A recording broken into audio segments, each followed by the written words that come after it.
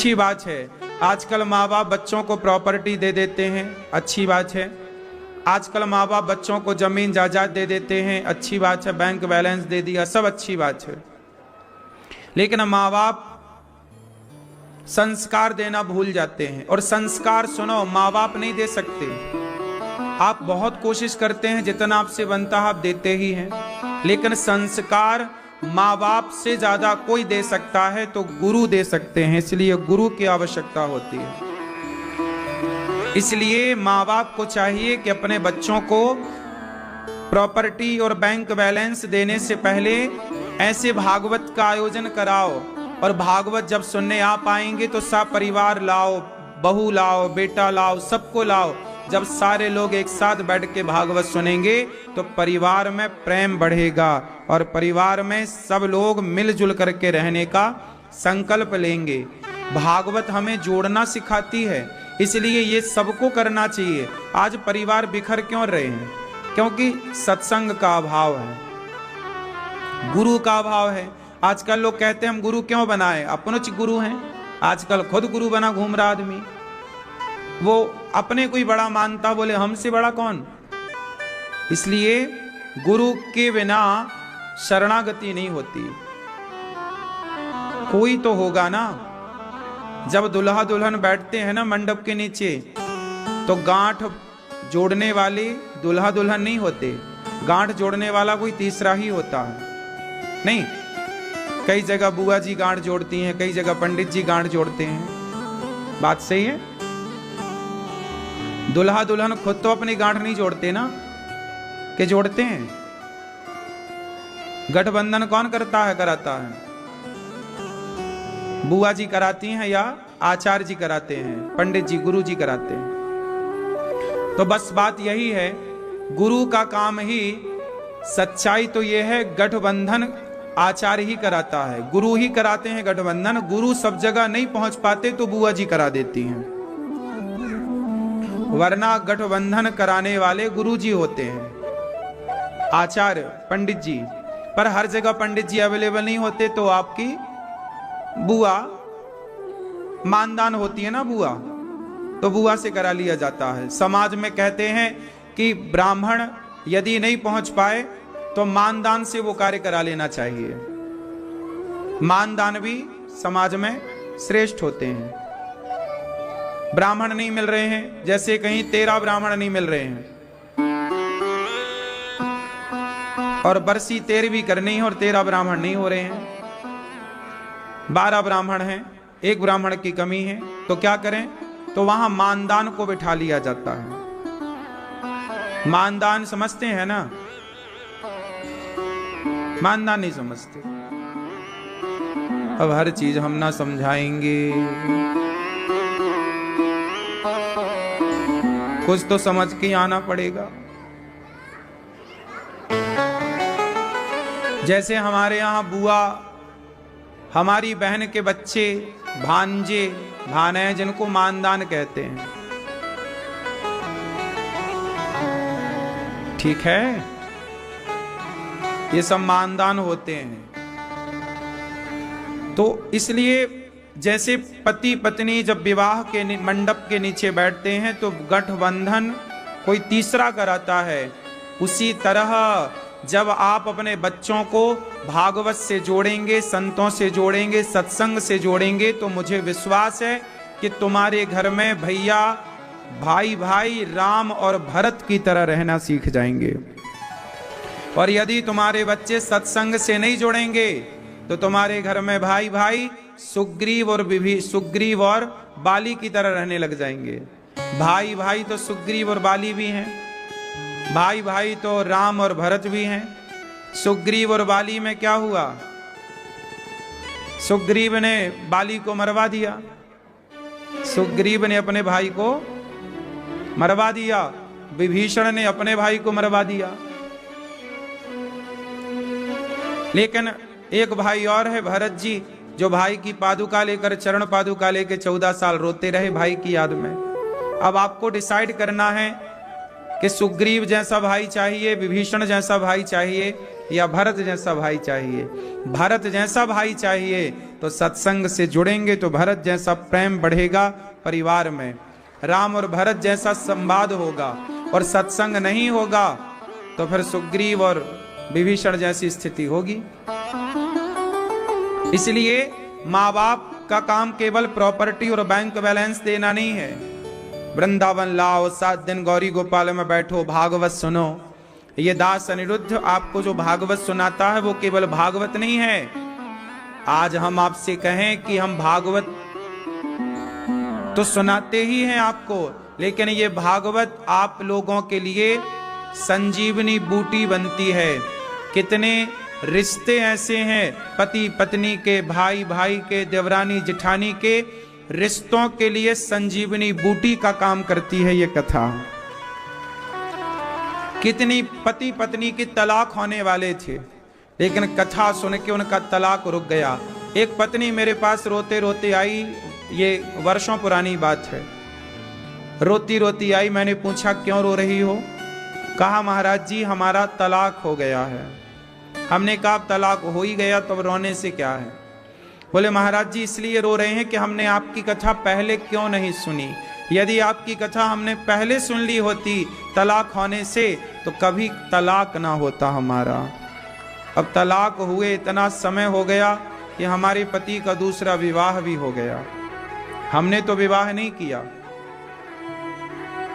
लेकिन तलाक, ये बात बिल्कुल सत्य है कि यदि आप कथा सुनने लग जाएं, मैंने ये बात सबसे कही है कि किसी का तलाक होने वाला हो तो एक बार आप लोग पहले 7 दिन कथा सुन लो।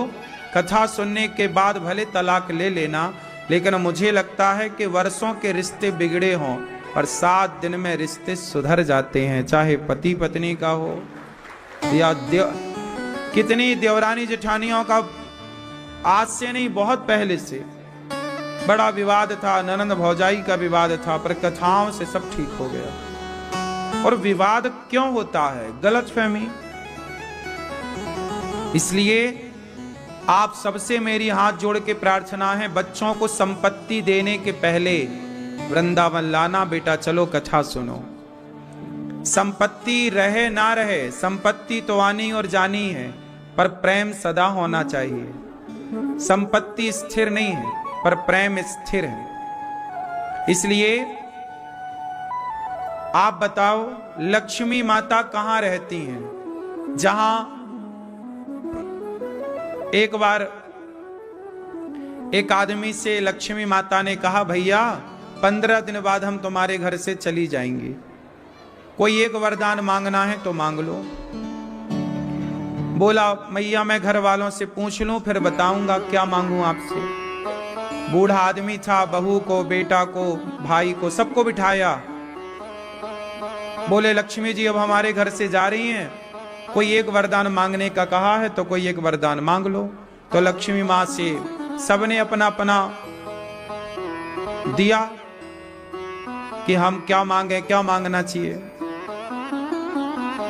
सुझाव दिया सबने। बेटा बोला कि माँ से कहो बहुत सारा सोना दे दें। बोले सोना तो लक्ष्मी आ भी जाएगा तो लक्ष्मी तो जा ही रही है, टिकेगा कहाँ। दूसरे ने कहा कि ऐसा करो माँ से बहुत सारी जमीन जायदाद तो मांग लो, ऐसी कृपा हो कि हमारे पास खूब सारी जमीन जायदाद हो।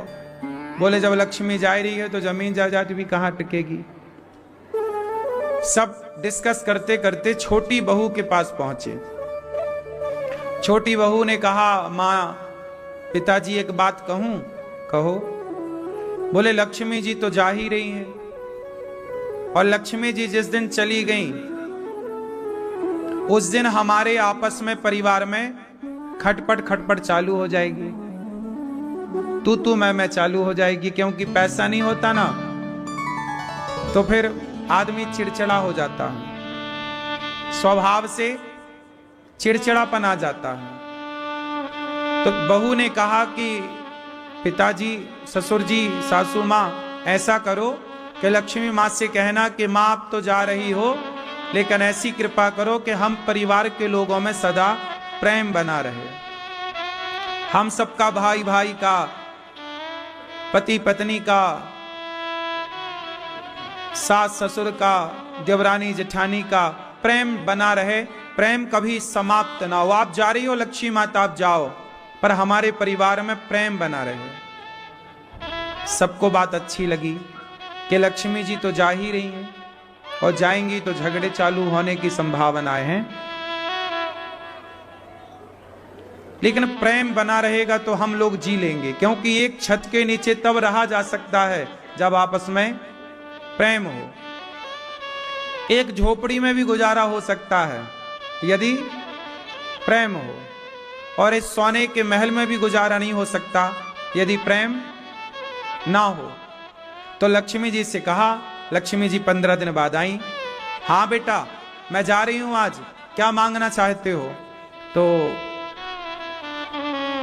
बड़ों ने, ससुर जी ने हाथ जोड़ के कहा, माँ आप जा रही हो, हम तो नहीं चाहते कि आप जाएं, लेकिन आपका मन है जाने का तो माँ आप जाओ, लेकिन इस घर को ऐसा आशीर्वाद दे के जाओ कि हम परिवार के लोग आपस में प्रेम से रहें, कभी हम लोगों में कभी जरा सा झगड़ा ना हो, खूब प्रेम रहे हम सबके पास, एक दूसरे के प्रति हम प्रेम न्यौछावर करते रहें, प्रेम की भरमार हो, खूब प्रेम हो एक दूसरे के लिए। हर रिश्ते में पति पत्नी, देवरानी जेठानी, सास बहू, हर रिश्ते में माँ प्रेम भर दो, हम लोगों के भीतर प्रेम की कमी ना हो।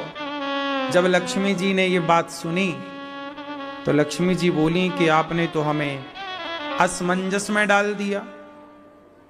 क्यों माँ, ऐसा क्यों कह रही हो आप? लक्ष्मी जी ने कहा, भैया अब मैं क्या कहूं, मैंने सोचा था कि आज तुम्हारे घर से चली जाऊंगी, पर तुमने ऐसा कुछ मांग लिया कि अब मैं जा ही नहीं सकती। क्यों मां? लक्ष्मी जी ने कहा, बेटा जहां प्रेम की अधिकता होती है वहीं तो मैं होती हूं, जहां प्रेम नहीं होता वहां मैं होती ही कहां हूं। मैं तुम्हारे घर में तेरे दिन थी भी इसलिए कि तुम्हारे घर में प्रेम है, और तुमने प्रेम ही मांगा, तो जिस परिवार में प्रेम होगा ना मेरी माँ लक्ष्मी, वहां नाचती हैं, प्रसन्न चित्त से रहती हैं। आप लोग आपस में झगड़ा जो करते हो ना, माँ को पसंद नहीं करते, बाप को पसंद नहीं करते, बूढ़ों का सम्मान नहीं करते, लक्ष्मी जी वहां से हाथ जोड़ लेती हैं कि भाई तू अपने बाप का सम्मान नहीं कर रहा, अपनी माँ का नहीं कर रहा, मेरा क्या करेगा। लेकिन जहां प्रेम है, जहां सुमति तहां संपत्ति नाना, जहां प्रेम है वहां नाना प्रकार की संपत्तियां, संपत्ति एक प्रकार की नहीं होती, नाना प्रकार की होती है। लक्ष्मी भी संपत्ति है, जमीन जायदाद भी संपत्ति है, तुम्हारा नाम तुम्हारी इज्जत भी संपत्ति है, समाज में तुम्हारी प्रतिष्ठा भी संपत्ति है। तो संपत्ति, ये तुम्हारे बाल बच्चे भी तो तुम्हारी संपत्ति हैं। तो नाना प्रकार की, जहां पे प्रेम है वहां बच्चे, वहां बेटी, वहां बेटा, वहां बच्चों की हंसी खुशी किलकारियां, जहां प्रेम है वहां पे धन भी होगा, नाम भी होगा, इज्जत भी होगी, सब कुछ तो होगा। इसलिए आप लोग अपना भला चाहते हैं और लक्ष्मी चाहते हैं तो परिवार में प्रेम से रहना सीखिए, और ये प्रेम का पाठ केवल सत्संग से ही पढ़ाया जाता है। इसलिए कहता हूं, प्रेम का पाठ पढ़ना है तो भागवत ज्वाइन करो, भागवत सुनो। इसलिए कहता हूं कि आपके लिए मैं पोथी पाठ का आयोजन कराता रहता हूं, यहां भी अभी पोथी पाठ चल रहे हैं, अभी 25 दिसंबर से पोथी पाठ चलेंगे। इसी बहाने भागवत जी के पाठ कराने के बहाने आप आओ, आपके नाम से भागवत जी का पाठ होगा, आपके पितरों की तो मुक्ति होगी, घर में सब कुछ अच्छा होगा भागवत जी की कृपा से। लेकिन इसी बहाने तुम्हारा परिवार आए, सबको लाओ साथ में, बेटा को लाओ, बहू को लाओ, सब लोग 7 दिन प्रेम से कथा सुनो। इसी बहाने परिवार भगवान से जुड़ जाएगा। 7 दिन के लिए आप लोग देखो, अपने घर में आप सब बिजी रहते हैं, आपको एक दूसरे के लिए फुर्सत नहीं मिलती, लेकिन 7 दिन जब वृंदावन आते हैं ना तो आप लोग एक दूसरे को समय दे पाते हैं, बात करने का समय है, हंसने का समय है, घूमने का समय है, साथ में आप रह सकते हैं। वरना घर में पति अपना काम पे, पत्नी अपना व्यस्त है, भाई अपना व्यस्त है, बाप अपना व्यस्त है, माँ अपनी व्यस्त है। लेकिन इसी बहाने 7 दिन भागवत सुनने से आपका परिवार में मिठास आती है, रिश्तों में मधुरता आती है। इसलिए सबसे बढ़िया डिसीजन है भागवत सुनना। गई, लेकिन उस बेटी के नाम से हमारी मैया भारती मैया और श्री भास्कर साहब जी ने आज संपूर्ण संतों को भोजन बंटवाया। रसोई हजारों 30,000 लोग जो प्रसाद पा रहे हैं, आज सभी भक्तों को प्रसाद मैया की बेटी की तरफ से है। सभी जो खाएंगे आज वो पुण्य मैया की पुत्री को प्राप्त होगा। तुला दान हुआ, गौ दान हुआ, समस्त दान, समस्त अच्छे कार्य मैया ने अपनी बेटी के नाम से किया। और ये समूची संपूर्ण भागवत जी भी मैया अपनी पुत्री के नाम से करा रही हैं। तो ये बेटी मैया की, और मैया ने ये बेटी के लिए सब कुछ किया है। एक माँ अपनी बेटी के लिए जो कर सकती है माँ ने किया। भगवान आपको सुखी रखें, स्वस्थ रखें। आप भी अपने जीवन में पुण्य करिएगा। कहते हैं ना, हमारा पुण्य सब लोग साथ छोड़ देते हैं, पर हमारे द्वारा किया गया पुण्य कभी साथ नहीं छोड़ता। हमारा पुण्य सदा हमारे अंग संग रहता है, कभी वो हमसे अलग नहीं होता, दूर नहीं होता। श्रीमती कमला देवी मैया, अरुण कुमार साहू जी, श्रीमती रेवती बाला साहू जी, समस्त साहू परिवार, रेखा साहू जी, दुर्गा प्रसाद जी, सब लोग कथा की गंगा में डुबकी लगा रहे हैं। प्रिय भक्तों, तो बच्चों को कथा से जोड़िए। जब सत्संग से जुड़ेंगे तो निश्चित परिवार अच्छा होगा, जीवन अच्छा होगा। कल आप लोगों ने सुना कि भगवान ने गिरिराज जी को उठाया, और गिरिराज जी को उठाकर भगवान ने सुंदर सी लीला की।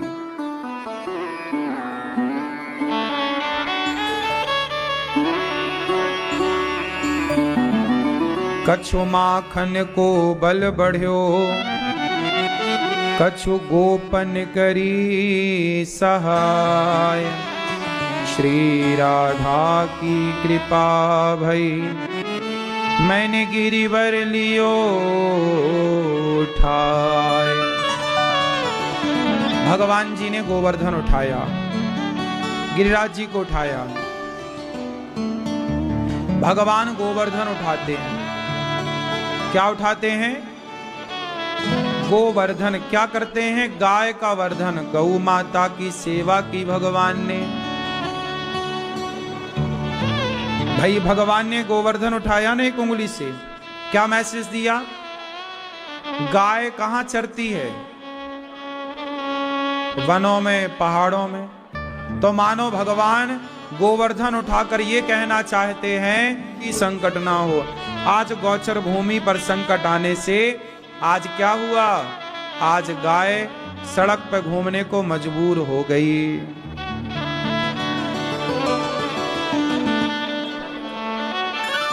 इसलिए कहता हूं, गाय की सेवा करते रहना चाहिए। आप में से कितनों के घर में गौ माता है? गाय है आपके घर में? वो घर घर नहीं, स्वर्ग है, बैकुंठ है, जहां गौ माता है। उस घर को प्रणाम करना चाहिए। उस घर में समस्त देवी देवताओं का वास है। जो घर तो वही है जो गाय है। जहां गाय नहीं वो घर छोड़िए। आजकल लोगों के आंगन में तुलसी नजर नहीं आती। आजकल लोग द्वार पे शंख चक्र तिलक नहीं लगाते। आजकल द्वार पे लोग जूता लटका देते हैं, जूता, टायर लटका देते हैं, टायर। लो, घर में टायर लटका है, जूता लटका है। कितनी मूर्खता है। तुम्हारे द्वार पे कोई आए तो पहले जूता देखे।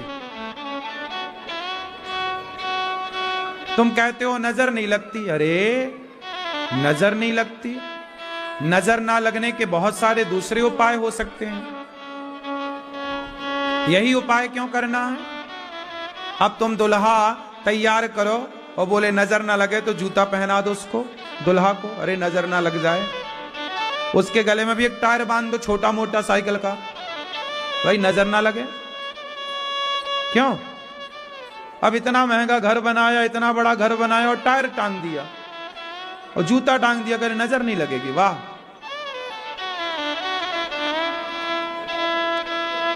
इसलिए आप पता नहीं इतने बुद्धिमान थे, इतने मूसर कैसे हो गए।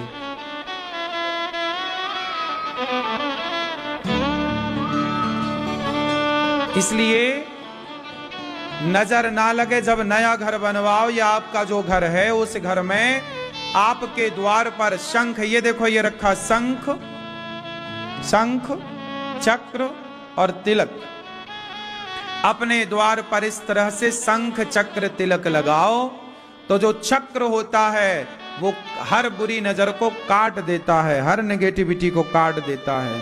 चक्र, हाँ, सुदर्शन चक्र भगवान का, जो भगवान के हाथ में भगवान के आयुध हैं उनमें एक चक्र है। तो चक्र जहां होगा वहां कोई नजर काम ना करेगी। तो आपके द्वार पर शंख चक्र तिलक है, होना चाहिए। अब शंख चक्र तिलक तो है नहीं, जूता लटका दिया।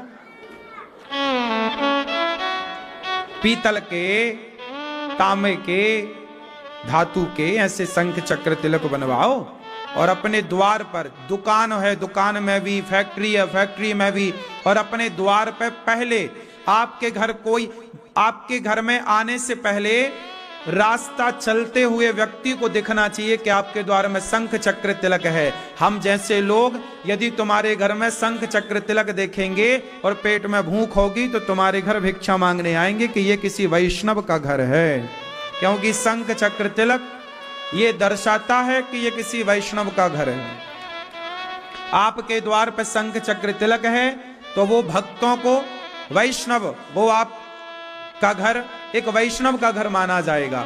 जैसे विभीषण लंका में रहते थे, लेकिन उनके द्वार पर क्या था?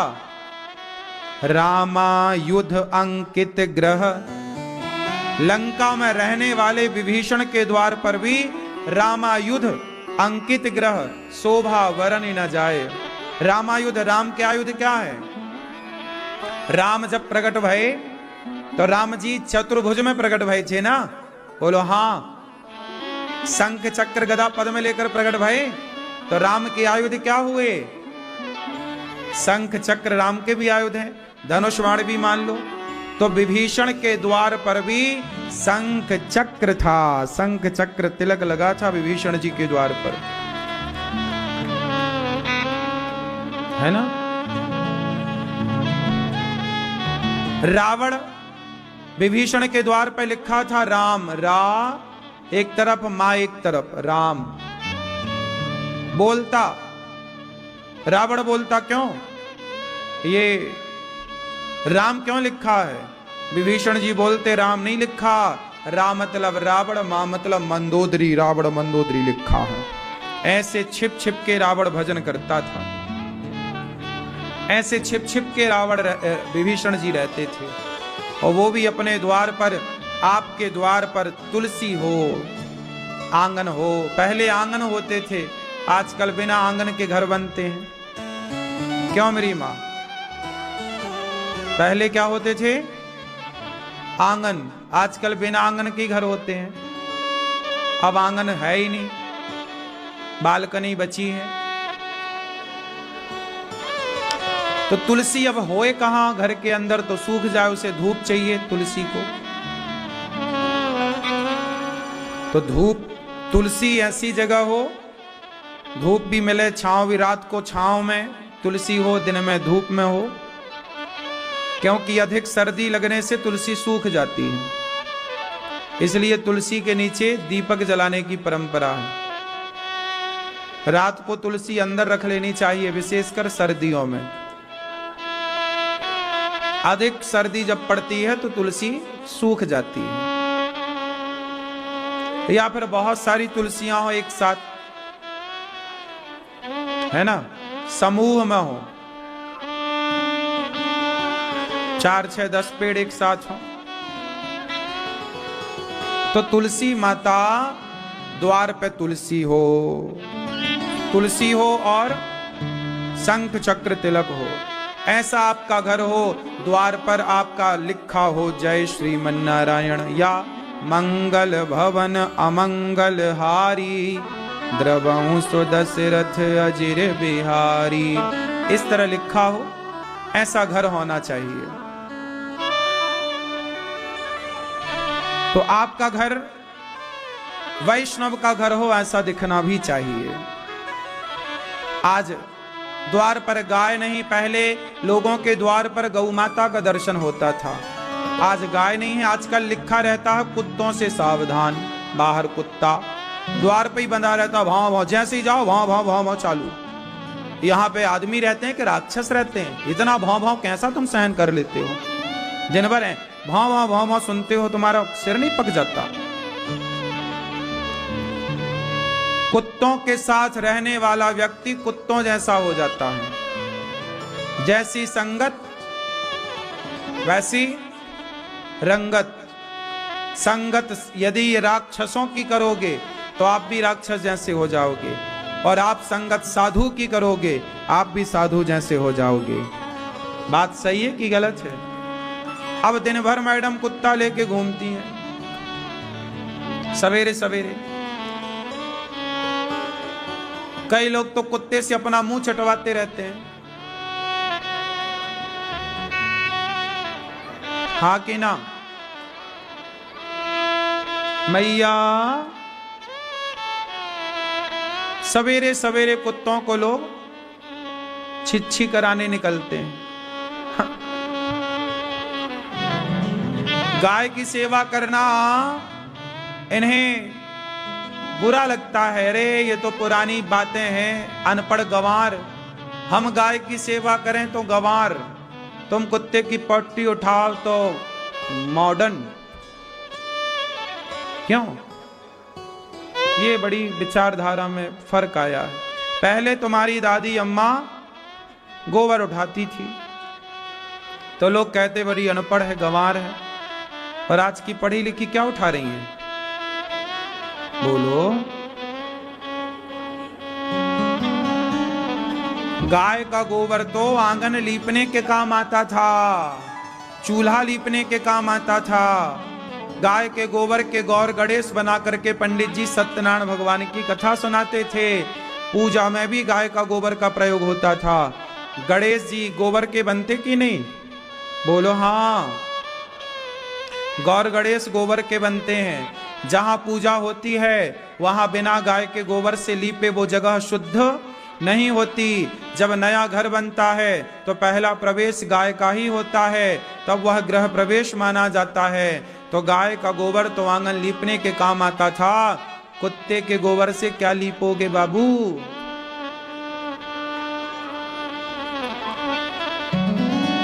क्या लिपेगा? पूछो मैडम से, क्या लिपेंगी? मुंह लिपेंगी क्या?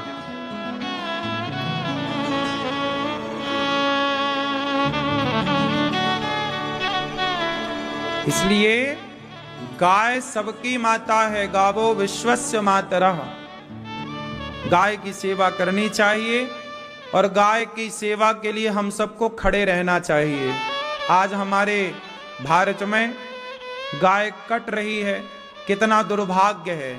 आज बूचड़ खाना है कितने सारे भारत में। सभी बूचड़ खाना को लाइसेंस देने वाले कौन हैं? हिंदू नेता। जिन नेताओं को आप वोट देके संसद में भेजते हो वही नेताओं की इजाजत से बूचड़ खाने चल रहे हैं। आज भारत में जितने बूचड़ खाने चल रहे हैं, बताइए किसी हिंदू नेता के साइन से तो चल रहे हैं? क्योंकि वो लाइसेंस देने वाला कोई नेता होगा, कोई उस पद का पदाधिकारी होगा। बोलो मेरी मां, बताओ गाय की हत्या मुसलमान करता है कि हिंदू करता है? बोलो जोर से, जोर से बोलो। मुसलमान तो बदनाम है साहब। हिंदू लाइसेंस ही ना दे, सरकार तो अभी हिंदुओं की है। हिंदू लाइसेंस ना दे तो मुसलमान कैसे काटेगा? क्यों? अभी सरकार हिंदुओं की है कि मुसलमानों की? जब हिंदुओं की सरकार है तो गाय कट रही है तो हिंदुओं की इजाजत से कट रही है कि मुसलमानों की? यदि मुसलमान सत्ता पे होते फिर गाय कटती तो हम मानते कि हाँ मुसलमान दोषी है।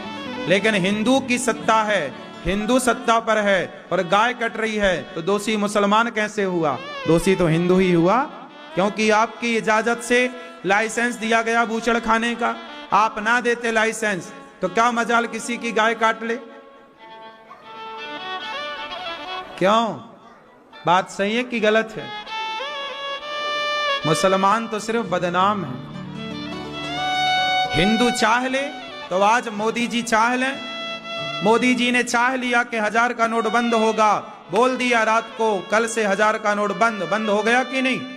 यदि मोदी जी के कहने से 1000 का नोट बंद हो सकता है तो मोदी जी के कहने से गौ हत्या भी बंद हो सकती है। कह दें कल आके सारे लाइसेंस रद्द, गाय को मैं राज्य माता राष्ट्र माता का दर्जा दे रहा हूं, लो गौ हत्या बंद। मोदी जी को 2 लाइन कहनी है, बस इतना कहना है कि गाय को राष्ट्र माता, सारे बूचड़ खाने रद्द, इतना ही तो कहना है। पर इतना कहने के लिए अब 10 साल तो बीत गए, इतना नहीं सुन पाए हम। हमें नहीं लगता कि अब सुन पाएंगे ये सब। क्यों मेरी मां? इसलिए गाय को सम्मान देने के लिए ना गाय से प्रेम होना चाहिए। मोदी जी बचपन में गाय चराए होते तो जरूर गौ हत्या बंद कराते। गाय चराए नहीं है मोदी जी, ऐसा लगता है। क्यों चराए हैं? हम गाय चराए हैं बचपन में।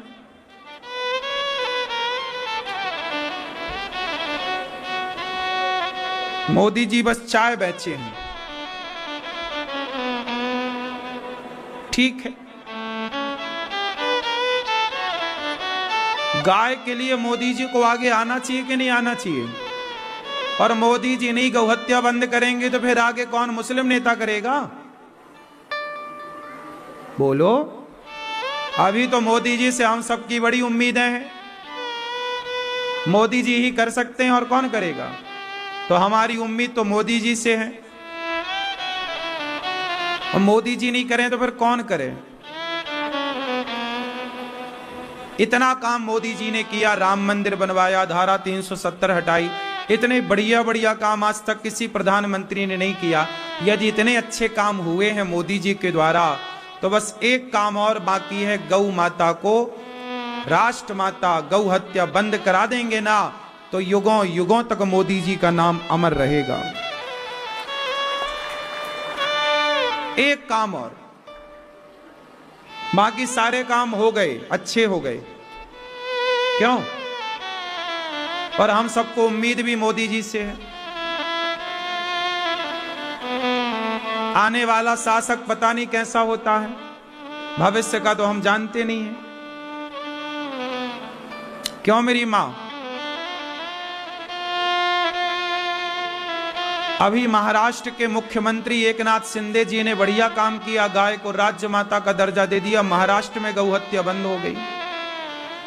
यदि महाराष्ट्र में एकनाथ शिंदे जी गाय को राज्य माता का दर्जा देके गौ हत्या बंद कर सकते हैं तो योगी आदित्यनाथ जी भी गाय को राज्य माता का दर्जा देके गौ हत्या बंद कर सकते हैं?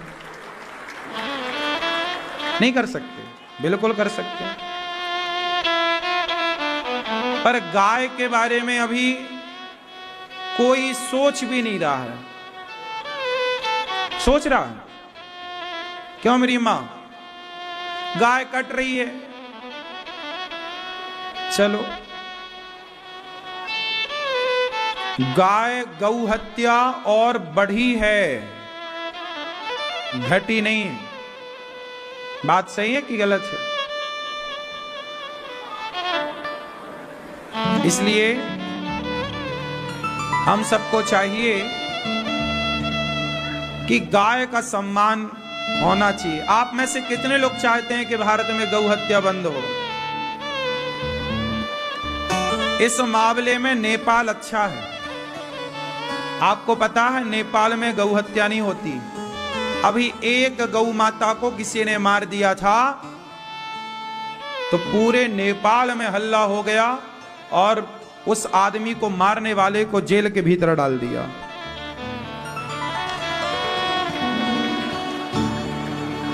राष्ट्रीय पशु का दर्जा मिला है गाय को नेपाल में।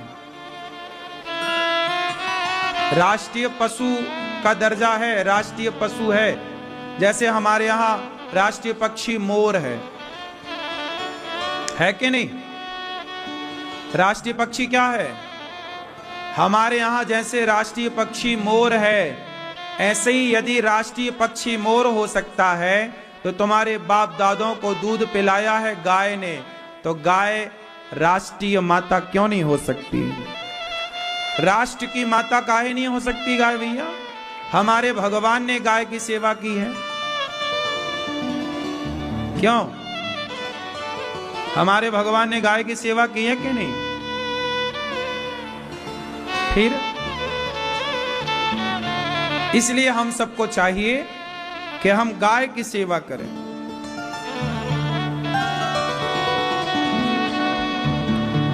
प्रिय भक्तों, भगवान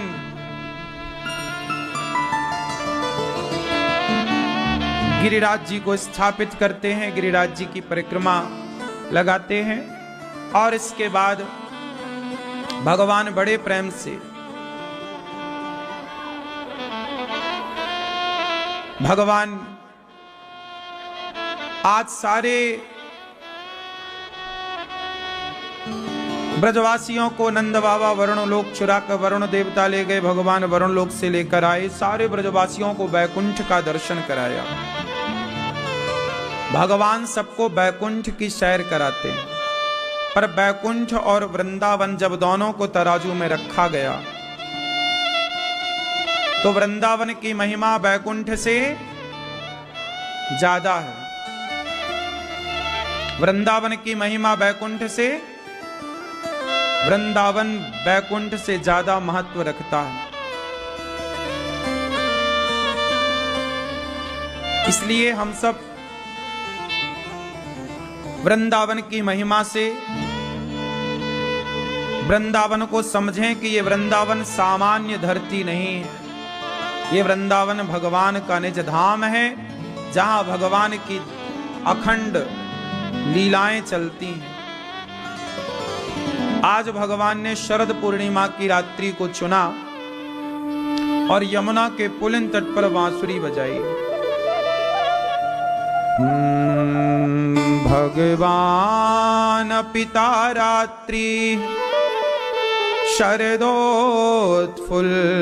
मल्लिका वीक्षरन्तुं मनश्चक्रे योग मायामुपाश्रितः।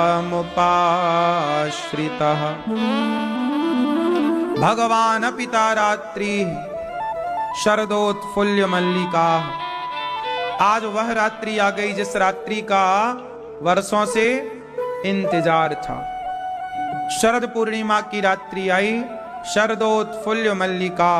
आज भगवान ने वीक्षरन्तुम, मन में रमण करने का मन बनाया और भगवान ने योग माया श्री राधा रानी का आश्रय लेकर के आज रास रचाने के लिए प्रभु अधरों पर बांसुरी रख करके बजाते हैं। श्याम सुंदर की जब बांसुरी बजी तो गजब की बांसुरी बजती है वृंदावन बसैया की। करूं तारीफ मुरली की या मुरली के बजैया की, जहां चलता नाकाम तीर और कमानों से, वहां बातें होती मुरली की तानों से। भगवान जब बांसुरी बजाते तो वृंदावन बंसी बजी मोहे तीनों लोक, वे तीनों मोहे नहीं रहे काहे की ओट।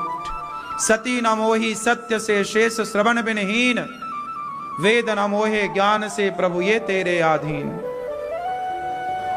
भगवान जब बांसुरी बजाए तो भगवान की बांसुरी की तान सुन करके सारा समाज, गोपियां काम धाम छोड़ छोड़ करके श्याम सुंदर की ओर बढ़ने लग गईं। आज भगवान ने पहली बार संसार के लोगों के लिए, जगत के लिए बांसुरी बजाई। और भगवान ने जब बांसुरी बजाई तो गोपियां गाय दोहना भूल गईं, काजल लगाना भूल गईं, बच्चों को दूध पिलाना भूल गईं। सारा काम धाम छोड़ छोड़ करके गोपियां दौड़ पड़ी श्री कृष्ण के लिए, दौड़ पड़ी भगवान के लिए, भगवान की ओर दौड़ती हैं, भगवान से मिलना चाहती हैं। गोपियां किससे मिलना चाहती हैं? गोपियां भगवान से मिलना चाहती हैं, दौड़ती हैं भगवान की ओर। निशम्य गीतम, दौड़ पड़ी गोपियां गाय दोहती हुई, सारा काम धाम छोड़कर सखियां कृष्ण से मिलने के लिए। गजब की उत्कंठा है भगवान से मिलने के लिए। अच्छा, हम लोग बड़े अभागी हैं कि भगवान से मिलने के लिए हम इतने तड़पते ही नहीं, इतने रोते नहीं, इतने परेशान होते ही नहीं। बड़े परेशान हैं। गोपियां दौड़ रही हैं कृष्ण के दर्शन के लिए, हम लोग पागलों की तरह कहां भागते हैं। शराबी पागलों की तरह शराब की दुकान में जाता है, लाइन में खड़ा है। शराबी शराब पी करके पागल हो जाता है। शराबी पागल ही तो है। जैसे शराबी पागल हो जाता है, शराब पीकर अपनी मां को भूल जाता है शराब के नशे में, अपनी पत्नी को भूल जाता है मां के नशे में, अपने बच्चों को भूल जाता है, अपने घर का पता भूल जाता है, गंदी नाली में पड़ा रहता है। यदि शराबी शराब के नशे में अपने घर का पता भूल जाता है, अपनों को भूल जाता है, तो जरा बताओ, भक्ति करने वाले साधक के अंदर भक्ति में कभी ऐसा प्रेम जागा भगवान के लिए कि घर का पता भूल जाए, परिवार को भूल जाए? क्या ऐसी स्थिति होती है? यदि ऐसी स्थिति हो जाए तो वही भक्ति है। जब हम सब भूल जाएं, अब हम मंदिर में जाके भी कुछ नहीं भूल पाते। जब मैं था तब हरि नहीं, अब हरि है मैं नाए, प्रेम गली अति साकरी, जा मैं दो न समाए। बात समझ में आई?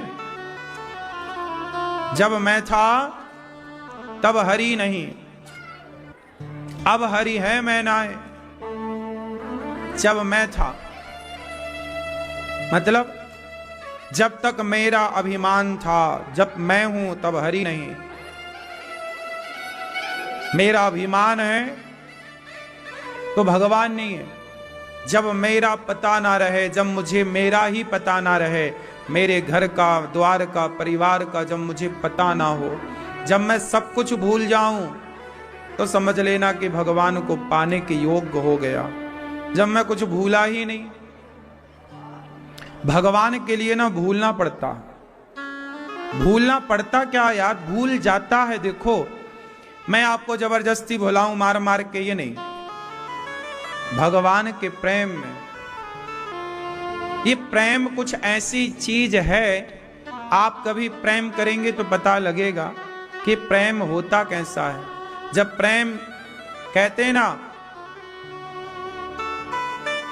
प्रेम जब अनंत हो गया तब राम राम संत हो गया। ये प्रेम बड़ी विलक्षण चीज है। ये प्रेम हम लोग समझते ही नहीं। गोपियां सब छोड़ करके कृष्ण से मिलने आई। आज भगवान गोपियों को बुला रहे हैं। जब भक्त भगवान को बुलाए उसका नाम है भक्ति, पर जब भगवान भक्त को बुलाए उसका नाम है भक्ति की पराकाष्ठा, भक्ति की परिपक्वता। हम भगवान को इतना याद करें, इतना याद करें कि अब हम याद ना करें, भगवान हमें याद करें। ये है भक्ति। भक्ति की एक चरम सीमा है ये। गोपियां उस चरम सीमा तक पहुंच चुकी हैं। कहां तक पहुंच चुकी हैं? बोलो। चरम सीमा में। गोपियां भक्ति की चरम सीमा में पहुंच चुकी हैं। भक्ति की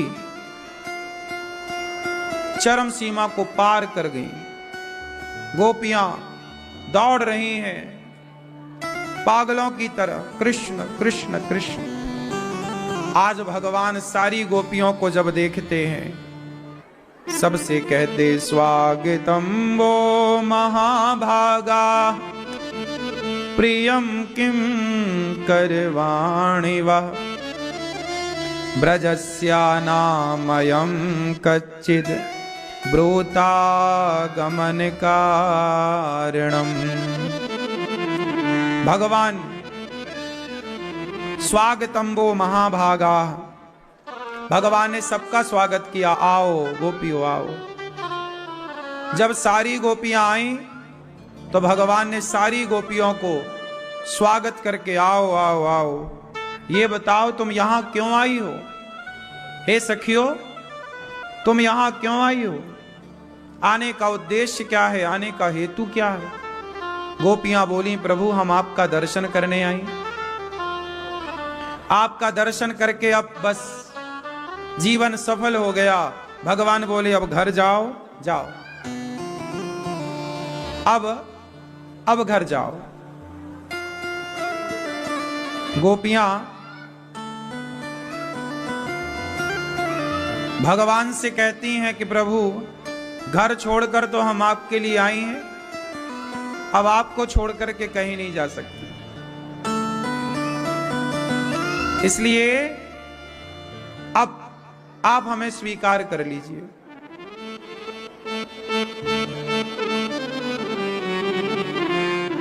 अब यहां पर भगवान ने गोपियों से क्या कहा और गोपियों ने भगवान से क्या कहा, वो जरा ध्यान से सुनने लायक है, इसलिए अब ध्यान से सुनिएगा, शोर ना कीजिएगा। बच्चे ऊधम करें तो उस तरफ बैठ जाइएगा किनारे, बच्चों को शांत रखिएगा। अब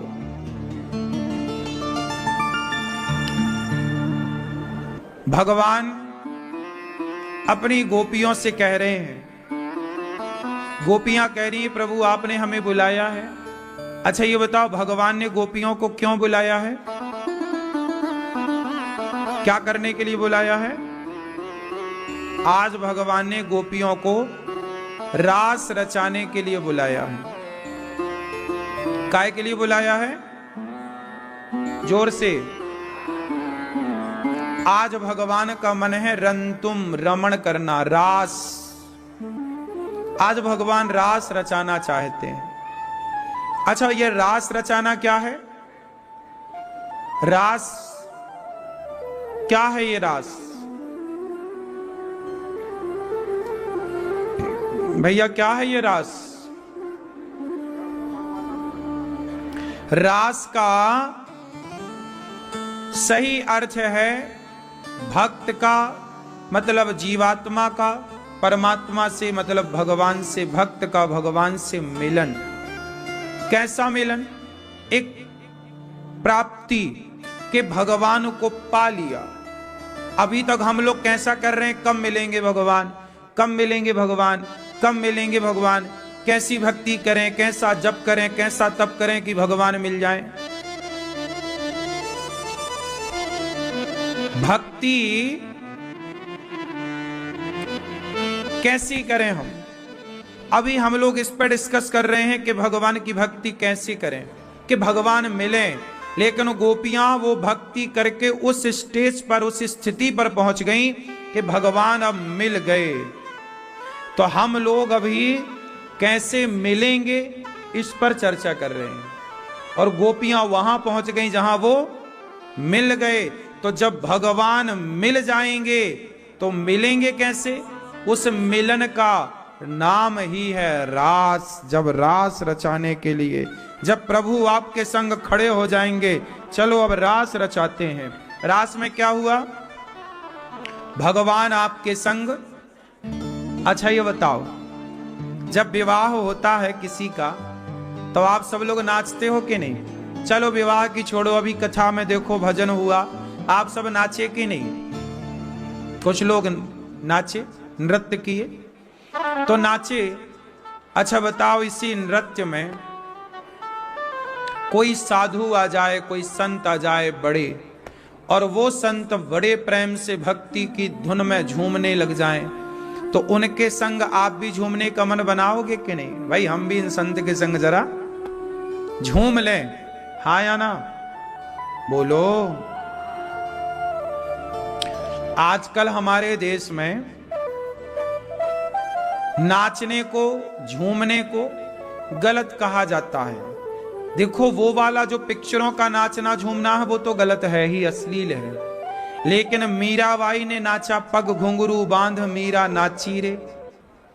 मीरा नाची रे, मीरा नाची कि नहीं? बर बताओ, मीरा जगत के लिए नाची कि जगन्नाथ के लिए नाची? हाँ, तो नाचना बुरा तब है जब जगत को रिझाने के लिए नाचा जाए।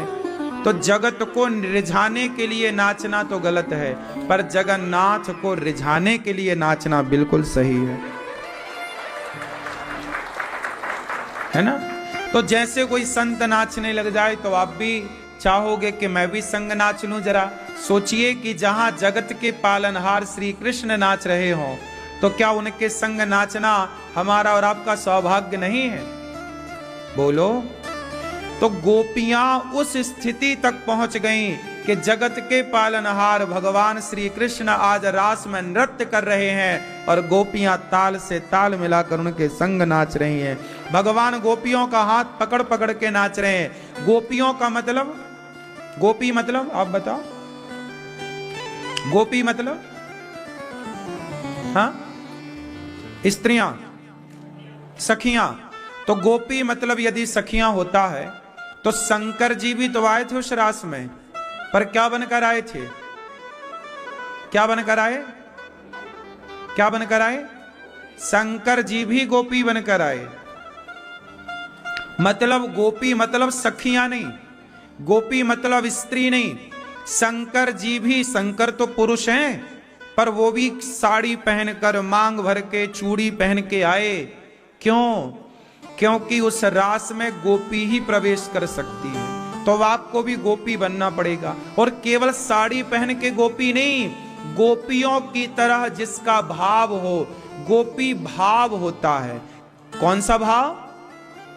क्या पहचान है गोपी भाव की? जिनके भीतर कोई कामना ना हो, संसार की सारी कामनाएं समाप्त हो चुकी हों, केवल कृष्ण को पाने की एक कामना शेष रह जाए, वही है गोपी भाव। वही है गोपी भाव। एक इच्छा है, कृष्ण को पाना, बस, दूसरी कोई इच्छा नहीं। तो जहां केवल एक इच्छा रह जाए कृष्ण को पाने की, वो इच्छा, क्या अभी हम लोग गोपियों की तरह बने? अभी तो हमारी 17 इच्छाएं हैं, तो अभी हम लोग गोपी बनने के योग्य? गोपी बनना भी सबके बस का नहीं है। रास कोई स्त्रियों के संग नहीं था, रास कोई भोग विलास नहीं था।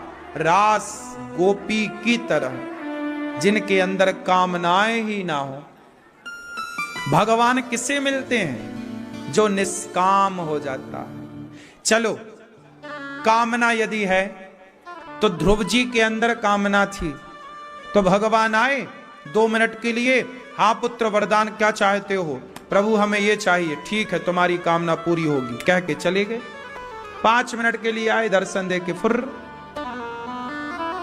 कामना यदि है, आपके अंदर कोई कामना है तो भगवान मिलेंगे, पर वरदान दे के कामना तुम्हारी पूरी करके चले जाएंगे। भाई तुम्हें तो वस्तु चाहिए थी ना, ले लो वस्तु, हम चले।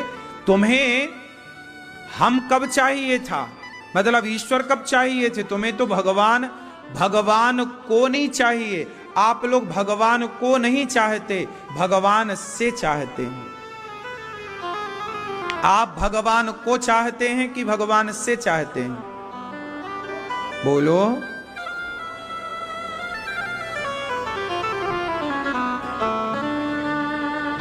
क्या चाहते हैं? ये मैया नींद चाहती हैं।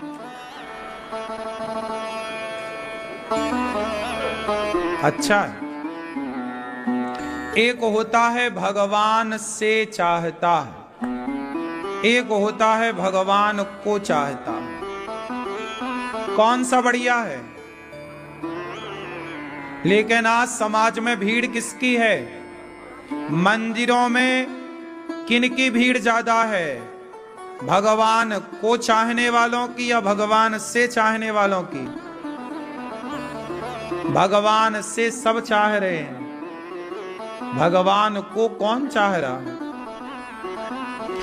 तो भगवान से चाहने वाले हम लोग हैं और भगवान को चाहने वाली गोपियां हैं। जब से की जगह को हो जाएगा, उस दिन आप गोपी बन जाएंगे। वो गोपी है, उस स्थिति का नाम गोपी है। गोपी मतलब निष्काम, कोई कामना कृष्ण के सिवा। दूध पी रहा था बच्चा, गोपियों ने दूध पीते बच्चे को छोड़ दिया, आंखों में काजल लगा रही है, काजल आंखों को श्रृंगार नहीं किया, छोड़ पड़ी। ना शरीर का ख्याल, ना परिवार का ख्याल, एक कृष्ण। सुनो, जब एक रह जाए, एक अभी बहुत है ना, जब बहुत से मन हट के एक कृष्ण में लग जाए, तब जाकर के आप गोपी की स्थिति पर पहुंचेंगे और आप उस रास में सम्मिलित होने के योग्य बनेंगे। आज समाज में एक सेंटेंस कहा जाता है, आपने भी सुना होगा, तुम करो तो रास लीला, हम करें तो कैरेक्टर ढीला। अब बताओ, सवाल पूछ लूं आपसे कि रास लीला और कैरेक्टर ढीला, क्या रास लीला कोई कैरेक्टर ढीला की लीला थी क्या? उत्तर दो। यदि आप कहते हैं कि तुम करो रास लीला, हम करें कैरेक्टर ढीला, तो इस सेंटेंस में भगवान कृष्ण पर सवाल खड़ा हो रहा है कि क्या कृष्ण की रास लीला कैरेक्टर ढीला की लीला थी? यह कृष्ण पर सवाल है। जिस परमात्मा को आप आराध्य मानते हो, जिस कृष्ण की आप उपासना करते हो, उस कृष्ण के चरित्र पर यह उंगली खड़ी है कि क्या रास कैरेक्टर ढीला की लीला थी? सवाल है आपसे, उत्तर दो। क्या रास कैरेक्टर ढीला की लीला है? लेकिन समाज तो यही सेंटेंस बोलता है कि तुम करो तो रास लीला, हम करें तो कैरेक्टर ढीला।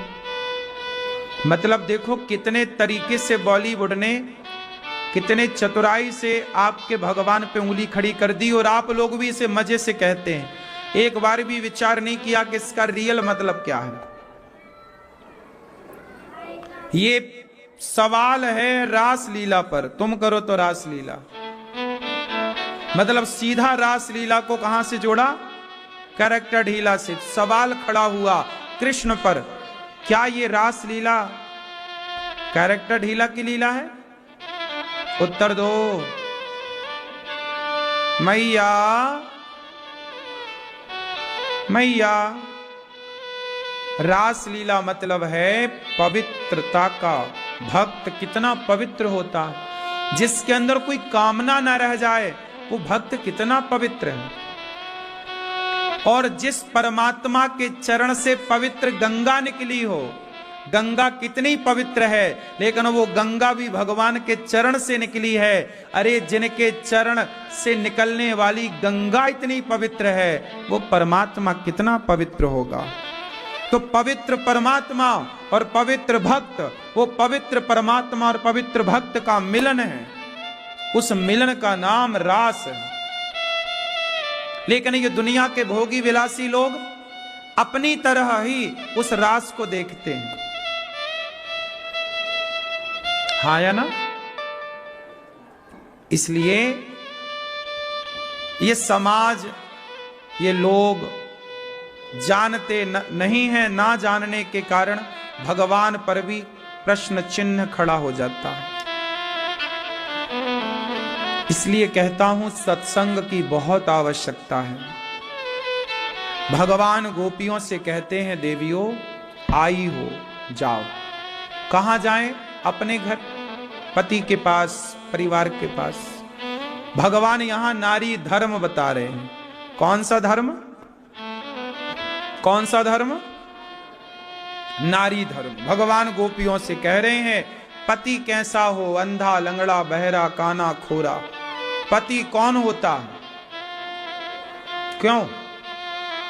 पति कौन होता है मैया? मैया पति कौन होता है? पति परमेश्वर। मानते हैं? पति कौन होता है बताओ? पति भगवान मानते हो? पति कौन होता है बताओ?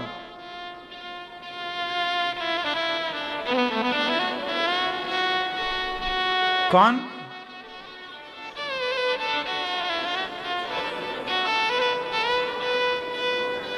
पति कौन होता है? कौन होता है मेरी मां? पति परमेश्वर होता है। पति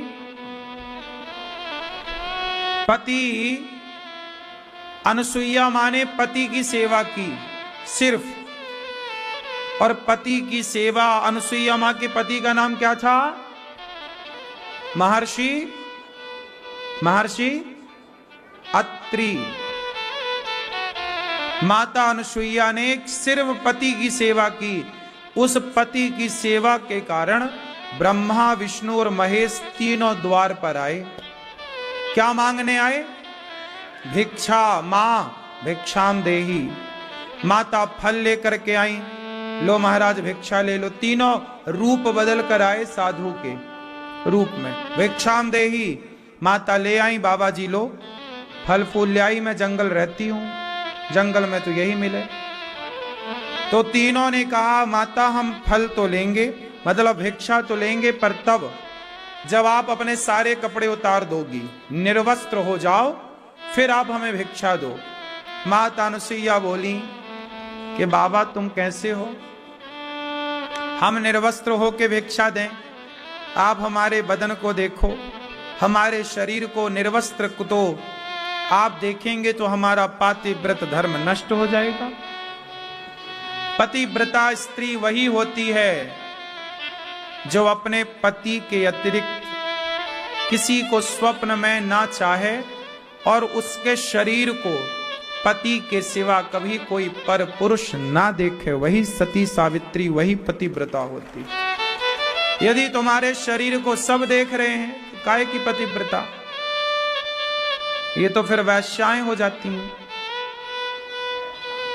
इसलिए कहते हैं शरीर को ढको,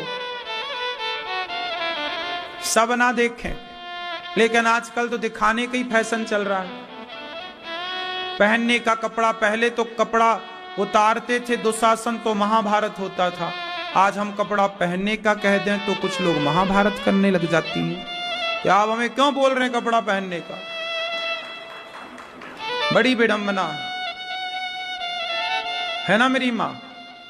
आजकल तो बस कपड़े कहां पहन रहे हैं, पुरुष तो फिर भी कपड़ा पहनता है। स्त्रियों को पता नहीं क्या हो गया, किसने भड़का दिया।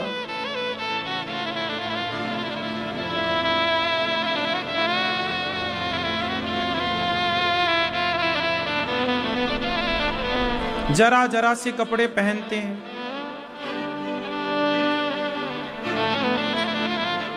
कपड़ा पहन, अब न्यूज में हमें बुलाते हैं और वहां लड़कियों को बिठा लेते हैं जरा जरा से कपड़े पहना के, और फिर वो लड़कियां हमसे कहती हैं कि आप कपड़ा पहने को काहे बोलते हो।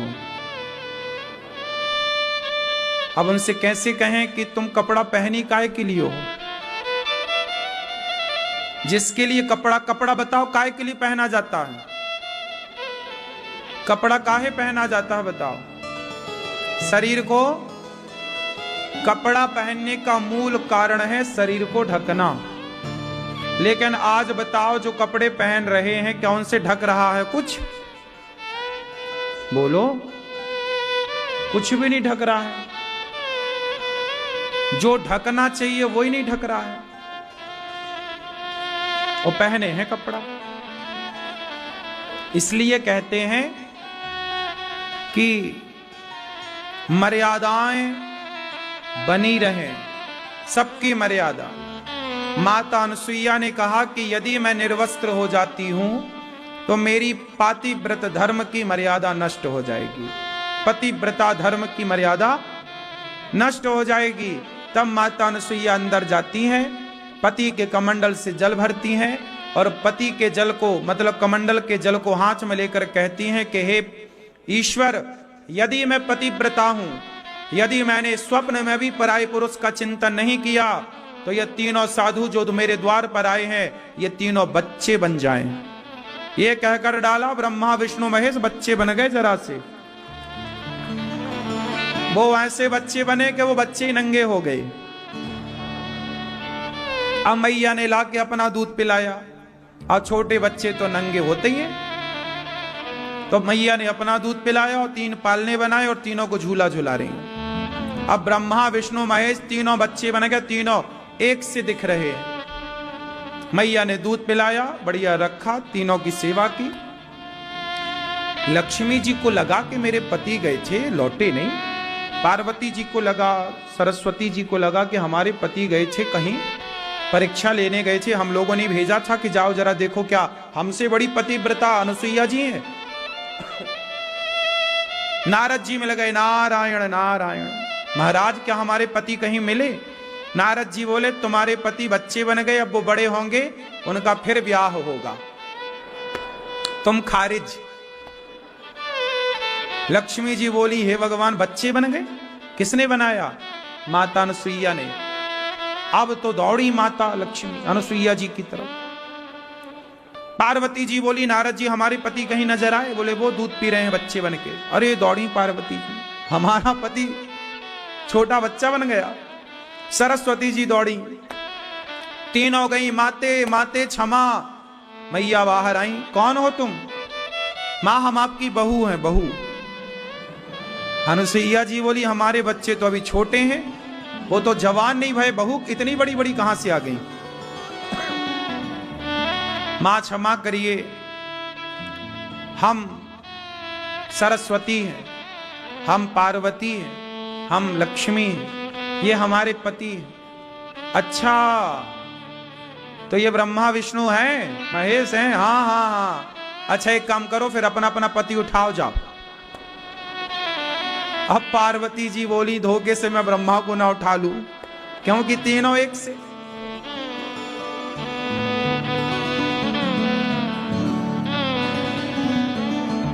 अब डर लगे कि किसको उठाऊं, और उठाऊं तो करूं क्या इतने इतने पतियों का। अब घबराई तीनों, मां आप कृपा करो। माता जी ने फिर हाथ में जल लिया, तीनों की परीक्षा पूरी हुई, जल लेकर के फिर छोड़ा। वो तीनों जस के तस साधु रूप में आए, फिर उन्होंने अपना असली रूप प्रकट किया और तीनों ने मां को प्रणाम किया। मां आप जैसी पतिव्रता इस धरती पे कोई नहीं है, आप सबसे बड़ी पतिव्रता हैं। माता अनुसुईया इस धरती की सबसे श्रेष्ठ पतिव्रता नारी है। माता अनुसुईया वही अनुसुईया है जिन्होंने भगवान राम और माता सीता जब वनवास गए तो अत्रि जी के आश्रम में चित्रकूट के आगे राम रुके और माता सीता को अपनी साड़ी, एक अच्छी साड़ी सीता मां को दी। रावण के घर में जब सीता मैया थी तो कभी आपने गौर किया कि वहां सीता मैया को साड़ी रावण देता था क्या? रावण की दी साड़ी थोड़ी सीता मैया पहनती थी। बोलो, किसी पुरुष के द्वारा दी गई साड़ी किसी पतिव्रता नारी को धारण नहीं करनी चाहिए। कोई सुहागन स्त्री दे प्रसाद में वो रख सकती हो, आपका पति दे वो रख सकती हो। रावण साड़ी थोड़ी देता। सीता मैया वहां थी ना महीने भर, लगभग 11 महीने सीता मैया लंका में रही, लगभग 11 महीने। तो 11 महीने कपड़े लत्ते कहां से आए सीता मैया के पास? क्या रावण की साड़ी पहनती थी? ना। रावण ने जब सीता मां को चुराया तो वनवास काल में सीता मैया ने जो साड़ी पहन रखी थी वो अनुसुईया माता ने दी थी। कुछ आभूषण दिए थे माता अनुसुईया ने, वही आभूषण सीता मैया ने रास्ते में गिराए थे जैसे सुग्रीव ने राम को दिखाए। पर साड़ी ऐसी साड़ी थी कि वो कभी मैली नहीं होती थी, कभी अशुद्ध नहीं होती थी, वो एक दिव्य साड़ी थी। माता अनुसुईया ने अपने पातिव्रत धर्म, वो जानती थी ना कि सीता के साथ आगे क्या होने वाला है, उसको जान करके माता अनुसुईया ने एक दिव्य साड़ी अपने तपोबल से प्रकट करके, ऐसी साड़ी जो ना गंदी होती, ना फटती और ना ही वो अशुद्ध होती, ऐसी एक दिव्य साड़ी माता अनुसुईया ने दी। वही साड़ी माता सीता ने धारण की। 14 जितने महीने सीता मैया थी, रावण की दी साड़ी नहीं पहनती थी। लेकिन आप लोग नेताओं की दी साड़ी कैसे टूट टूट पड़ती हो मैया। नेता लोग साड़ी बांटते ना चुनाव के पहले, मैयाएं जुझ पाड़ती हैं, मर जाती हैं लड़ लड़ के, मेरी मेरी मेरी, गिर पड़ती हैं साड़ी के ऊपर। 100 रुपट्टी की साड़ी होती है, 50 रुपया की। हाँ कि ना? क्यों मेरी मां, बात सही है कि गलत है? नेताजी साड़ी बांटते हैं कि नहीं चुनाव के पहले? हाँ या ना? माताएं कैसे मरती हैं? जब तुम नेताओं की साड़ी पहनोगी तो पतिव्रता कैसे बनोगी?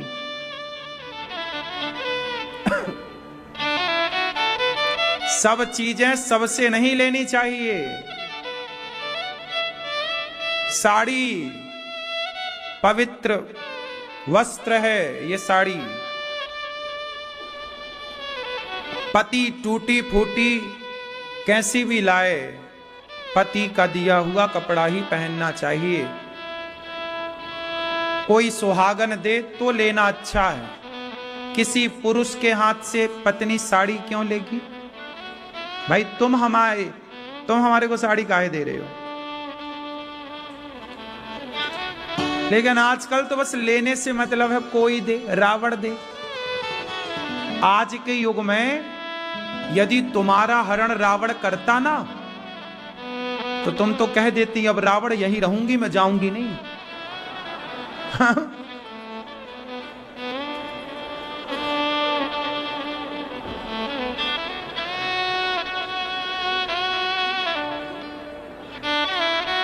बात सही। आज के युग में यदि रावण होता, वही लंका वाला, लंकापति, और धोखे से तुम्हें उठा के ले जाता, तुम्हारी तो और बल्ले बल्ले हो जाती। अच्छा ले आया, चल घुमा।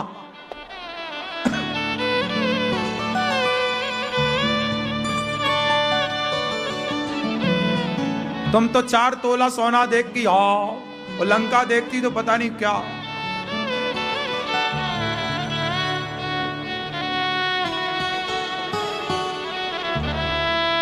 सही है। जब एक साड़ी, नेता की साड़ी में तो मरी जा रही हो, फिर तो इंतजार होता कब आए रावण, कब ले जाए मुझे। मैं बैठी हूं बाहर, आजा। तेरा ही इंतजार कर रही हूं।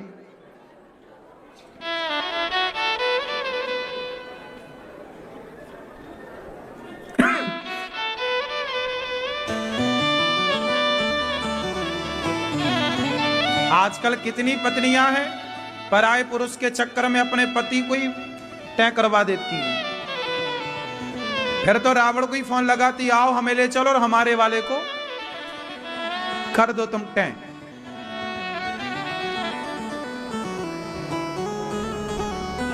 क्यों? बात सही है।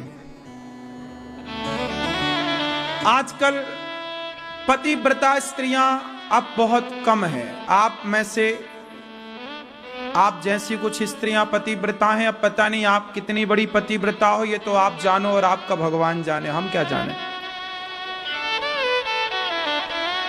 क्यों? पतिव्रता नारी माता अनुसुईया है, माता सीता है, सती सावित्री के बारे में भी आपने सुना होगा। हमारे देश में नारियां जौहर कर लेती थीं। रानी पद्मावती, पति की मृत्यु के बाद उन्होंने अपने आप को के अतिरिक्त इस शरीर को, झांसी की रानी के साथ क्या हुआ? घोड़े को लग गई गोली, अंग्रेजों ने मार दी। जंगल में वो अंग्रेजों से घिर गई। झांसी की रानी ने जंगल में एक साधु की कुटिया देखी, कुटिया की सारी घास उठा करके अपने ऊपर रखा और आग लगाने लग गई। साधु ने कहा कि बेटी तुम जिंदा क्यों जल रही हो?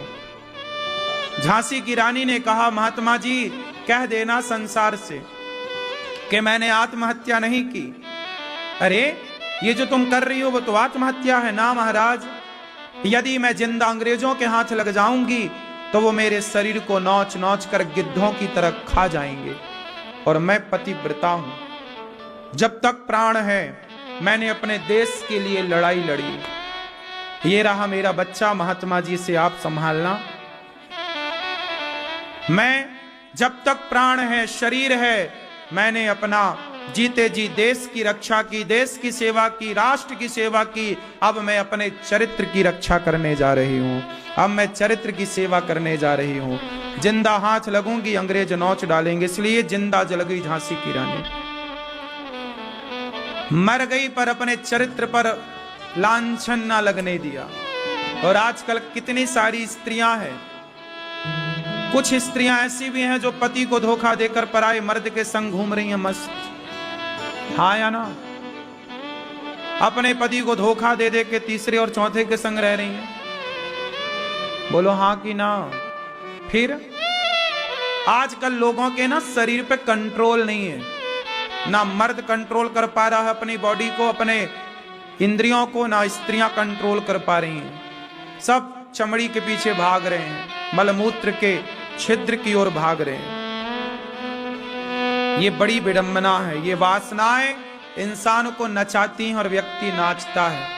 जिस पर भगवान कृपा करते हैं वही काम वासना से ऊपर उठकर भगवान में चित्त लगा पाता है, वरना सब वासनाओं की आग में जल रहे हैं।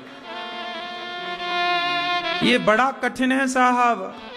काम, तुम्हारी 80 साल की उम्र हो जाएगी फिर भी ये काम तुम्हारा पीछा नहीं छोड़ेगा। 90 साल के तुम डोकरा डोकरी हो जाओगे फिर भी तुम्हारे भीतर की वासनाएं जस की तस जिंदा रहती हैं। शरीर बुढ़ा हो जाता है, शरीर काम नहीं करता, पर इंद्रियां, इच्छाएं काम करती हैं। इच्छाएं तो प्रॉपर हैं, शरीर भले शिथिल हो गया, कमजोर पड़ गया। ये तो भगवान की कृपा जिस पर हो वही विषय वासनाओं को जीत पाए, वरना बड़े बड़े हार गए। इसलिए कहता हूं अपने आप को भगवान के चरणों में समर्पित करो, अपनी इंद्रियों को, अपने मन को कंट्रोल। आज कितने लोग ऐसे हैं, पुरुष स्त्रियां, एक ही तो काम है आजकल, पैसा कमाना, पैसा कमाना, पेट भर खाना और क्या करना, यही करना, पराई औरत को देखना, पराई मर्द को देखना। इससे ज्यादा आदमी कर क्या रहा है? क्यों मेरी मां? आजकल लड़के देखो 4-4 गर्लफ्रेंड रखते हैं। लड़कियों को देख लो, कुछ लड़कियां कितने बॉयफ्रेंड रखती हैं। शादी के पहले ही लिव इन में रह रहे हैं, कोई कंट्रोलिंग नहीं है शरीर में कि ब्याह नहीं हुआ अभी तो हम वासनाओं से बचें। और ये पहले ही वासनाओं में 17 जगह मुंह मार लेते हैं शादी के पहले। फिर विवाह करेंगे तो एक के संग रहना पड़ेगा, तो रहेंगे कैसे? चूंकि 17 जगह मुंह मारने की जिसकी आदत हो गई, फिर वो एक से टिकेगा कैसे? इसलिए फिर तलाक की केस बढ़ रहे हैं। तलाक हमारे देश में ज्यादा बढ़ रहे हैं कि नहीं? काहे बढ़ रहे हैं जरा आप बताओ। आपका विवाह हो गया, तलाक काहे होते हैं? तलाक इसलिए हो रहे हैं मेरी मां क्योंकि आजकल के लड़के लड़कियां विवाह के पहले रह चुकी हैं ना लड़कों के संग, लड़कियों के संग। 17 जगह वो रह चुके हैं।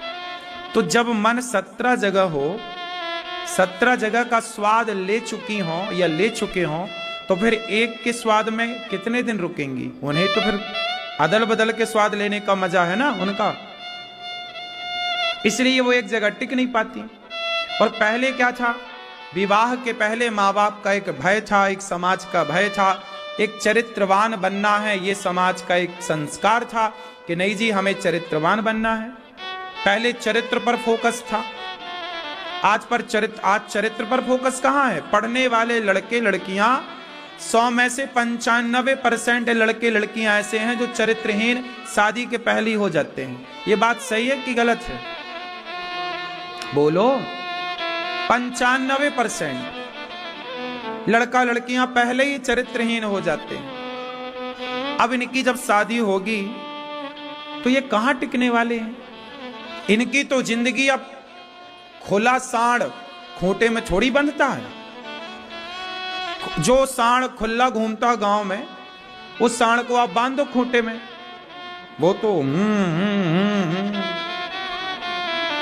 लेकिन जो बंधा हुआ सांड है, बचपन से बंधा है, वो बंधा रहेगा, वो कच्चे धागे में बंध जाएगा।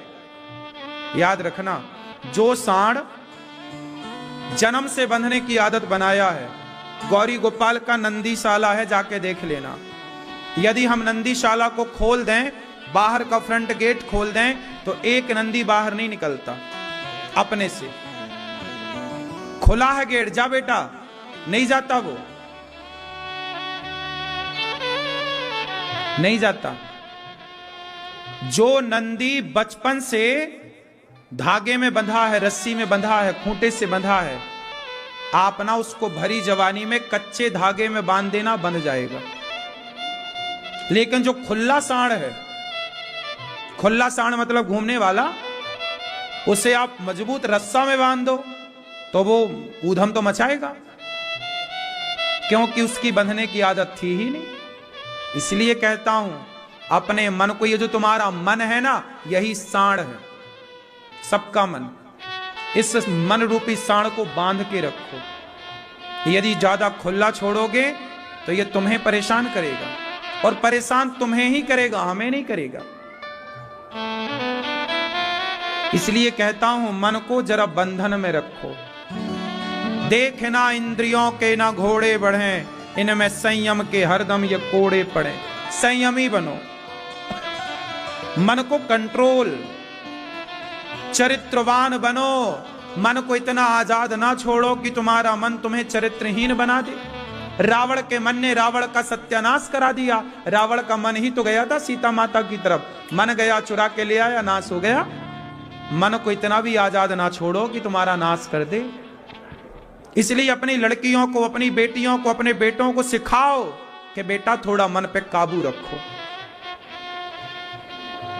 जवानी आते ही बेटा बेटी का ब्याह कर दो, सही निर्णय है ये।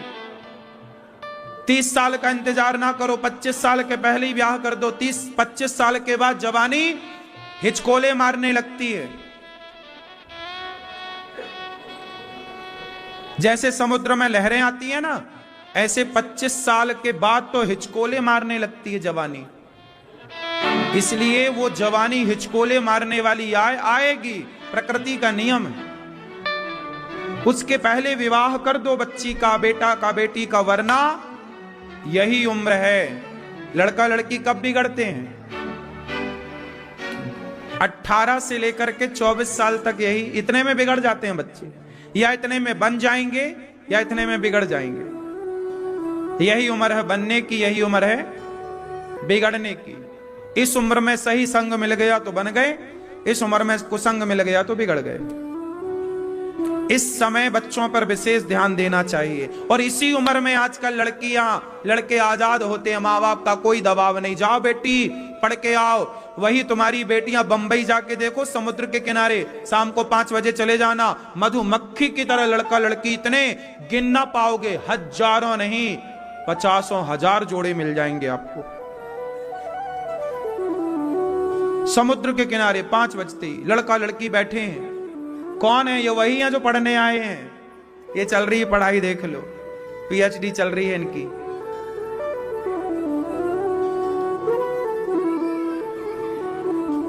हर बड़े बड़े शहरों में सुनसान सड़कों में जाके देख लो, शाम को 5 बजे लड़का लड़की आपको मिल जाएंगे। हाँ या ना? पार्कों में मिल जाएंगे, यहां वहां, जहां कॉलेज इत्यादि ज्यादा है वहीं लड़का लड़की आसपास आपको, जहां उन्हें अकेला एकांत मिला वहीं जाके वो खड़े हो जाएंगे। और काहे खड़े हो रहे हैं ये सब आप जान रहे हैं। उनकी चमड़ी, उनकी इंद्रियां उनके कंट्रोल में नहीं है। इसलिए पहले बेटी को भेजने से पहले, बेटे को भेजने से पहले पढ़ाना लिखाना बिल्कुल बुरा नहीं है, पर चरित्र ना पढ़ाई से ऊपर है। अच्छा बताओ, पढ़ाई ऊपर है कि चरित्र ऊपर है? आपका कैरेक्टर मायने रखता है कि आपकी पढ़ाई मायने रखती है? आपका चरित्र ना आपकी पढ़ाई से बहुत आगे है। क्यों? राम का चरित्र ही तो, तुलसीदास जी ने क्या लिखा है? राम का रामचरित्र मानस। क्या लिखा? रामचरित्र, राम का कैरेक्टर। क्या लिखा? आप क्या पढ़ते हो? राम का चरित्र। रामचरित्र सुनवे को रसिया, राम लखन सीता मन। राम का चरित्र पढ़ा जाता है, सुना जाता है, कहा जाता है। रावण का चरित्र नहीं पढ़ा जाता। रावण चरित्र मानस है कहीं? नहीं, रामचरित्र मानस है। इसलिए चरित्र राम जैसा हो, रावण जैसा ना हो। इसलिए अपनी बेटियों को, बेटों को चरित्रवान बनाओ। चरित्र गया तो फिर बचा क्या? चमड़ी तो सबकी है, चमड़ा क्या करेगा आदमी?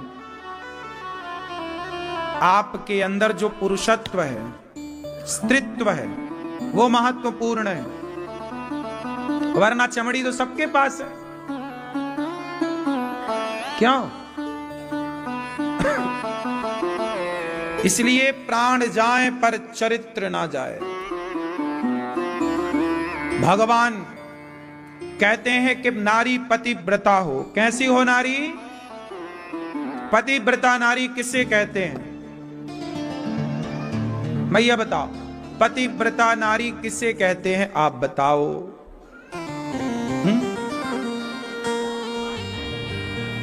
पतिव्रता नारी किसे कहते हैं? मैया आप बताओ। हैं?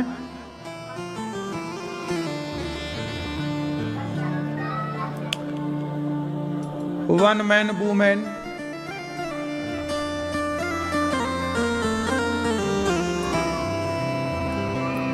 पतिव्रता नारी किसे कहते हैं? चश्मा वाली मैया बताएंगे। एक मैया मेरे पास आई, यहां मांग भर के आई यहां। मैंने कहा मैया तुमने पति को साइड में कर दिया? तुरंत गई बगल में, पति को हटाया वहां से, अब सेंटर में। बोली महाराज अब सही है? आजकल मैयाएं भी पतियों को साइड कर देती है, साइड में मांग भरती है, फ्रंट में नहीं। फ्रंट में बगल वाला है। ताकते रहते तुझको सांझ सवेरे, मेरे सामने वाली खिड़की में एक चांद का टुकड़ा। तो फ्रंट में कोई और, साइड में पति। यहां बहुत सारी माताएं साइड में मांग भरती है ना, देखा नहीं आपने? यहां बगल में भर लेती है मांग, यहां पति को साइड कर दिया। पूछो फ्रंट में कौन है?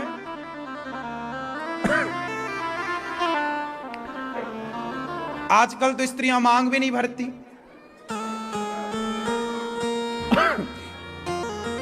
मांग सीता मैया मांग भरती हैं। जिसकी जितनी लंबी मांग, जिसके जितने लंबी मांग, उसके पति की आयु लंबी। ये ऐसी मान्यता है।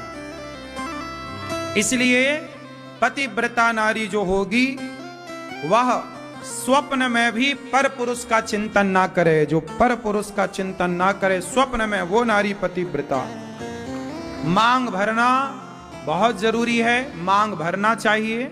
आजकल तो महिलाएं जरा सी घिसनी से घिस लेती हैं, दूसरे तरफ से बाल से छिपा लेती हैं। शादी किया भैया, काहे छिपा रही हो पति को? सुहागन नारी बड़ी पवित्र होती है। आप किसी शुभ कार्य के लिए घर से निकल रहे हैं और एक सुहागन स्त्री का दर्शन हो जाए तो वह दर्शन शुभ माना जाता है, शुभ माना जाता, सगुन बोलते हैं इसको। भाई अच्छा हमारे साथ हुआ कि हम रास्ते से जा रहे थे किसी बढ़िया काम के लिए, पर हमारे को एक सुंदर पतिव्रता नारी का दर्शन हुआ। सुहागन स्त्री, गाय का दर्शन होना, ब्राह्मण का दर्शन होना, साधु का दर्शन होना, कन्या का दर्शन होना, बच्चे का दर्शन होना, यह शुभ माना जाता है। तो नारी पतिव्रता सुहागन स्त्री बड़ी पवित्र है। कहते हैं सुहागन स्त्रियों को महीने 2 महीने साल में एक बार 10-15 सुहागन नारियों को घर में बुला करके भोजन कराने से, भोजन में उनको मीठा खिलाने से आपका सुहाग बना रहता है भगवान की कृपा से। सुहागन स्त्रियों के आशीर्वाद से सुहाग रहता है। आपके आसपास कोई सुहागन स्त्रियां हैं तो सुहागन स्त्रियों को भोजन कराया करो।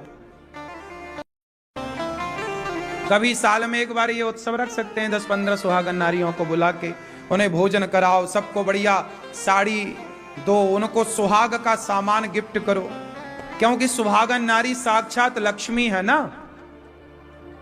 बात सही है। हमारे यहां से सुहागलें कहते हैं, जानते हैं आप लोग। सुहाग का सामान दो उन्हें, यथा उचित उन नारियों को दान दक्षिणा जो आपसे बने, जो आपकी श्रद्धा हो, 10 रुपया हो, 50 रुपए हो, 100 रुपए हो, आप देकर उनको विदा करें। कोई ब्राह्मणी मिल जाए, ब्राह्मणी सुहागन हो, ब्राह्मण की पत्नी मिल जाए, ऐसी 10-12 ब्राह्मणी मिल जाए तो ब्राह्मण और ब्राह्मणी दोनों को, जैसे एकादशी का उद्यापन होता है ना, तो एकादशी सुहागन है। एकादशी में कहते हैं ना कि ब्राह्मण ब्राह्मणी को बुला करके भोजन कराया जाता है। तो पंडित जी पंडितानी के साथ भोजन करें तो बड़ा शुभ होता है। आपके द्वार पर कन्याएं भोजन करें, साधु भोजन करें, सुहागन भोजन करें, ये बहुत उत्तम माना जाता है। आपके द्वार पर सुहागन आती रहे, आपके द्वार पर ब्राह्मण आते रहे, संत आते रहे, कन्याएं आती रहे, दीन दुखी आते रहे और आपके द्वार से पेट भर रोटी पाते रहे, ये घर स्वर्ग है। तो सुहागन नारी की बड़ी महिमा। सुहागन और पतिव्रता वो तो फिर साक्षात देवी। ऐसी नारियों के दर्शन मात्र से व्यक्ति का काम बन जाता है। इसलिए नारी का पांव बड़ा शुभ माना जाता है। पतिव्रता नारी हो। पतिव्रता नारी कैसी होती है? हाँ, बिन परमेश्वर सोना मंदिर, बिंदिया बिना लिलार सोना, पति बिना संसार। यमराज जी कहें कि चलो टाइम हो गया, और आप कहो कि यमराज जी बस 1 मिनट दे दो, हम अपने पति से कुछ कहना चाहते हैं, हम अपनी पत्नी से कुछ कहना चाहते हैं। तो आप लोग जरा बताओ, हम अपने बेटे से कुछ कहना चाहते हैं। जब आपका समय पूरा होगा और 1 मिनट शेष रहेगा तो आप अपने पति से क्या कहोगी? क्यों मैया? आखिरी के 1 मिनट में पति से कुछ कहने का मौका मिला तो आप क्या कहोगी? आप बताओ मैया। नहीं कहोगी? क्या कहोगी? समझदार हो आप, ये कहोगी हैं? क्यों? आप अपनी पत्नी से क्या कहोगे? आखिरी 1 मिनट बचा हो तो।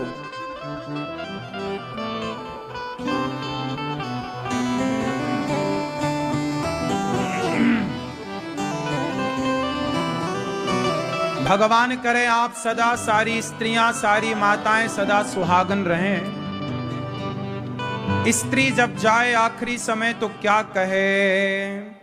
एक पिता जाएगा तो क्या कहेगा अपने बेटे से? चलो चश्मा वाले दादाजी, आप यदि आखिरी 1 मिनट बचा और बच्चों से कुछ कहना पड़ा तो क्या कहोगे? 1 मिनट में बैठे बैठे बताओ।